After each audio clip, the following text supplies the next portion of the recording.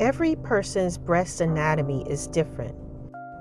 Most women, their nipples naturally protrude on their own without any assistance.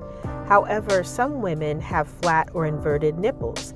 And if you've never carefully looked at your anatomy and considered it, during pregnancy, it would be really important to investigate what type of nipple tissue you have.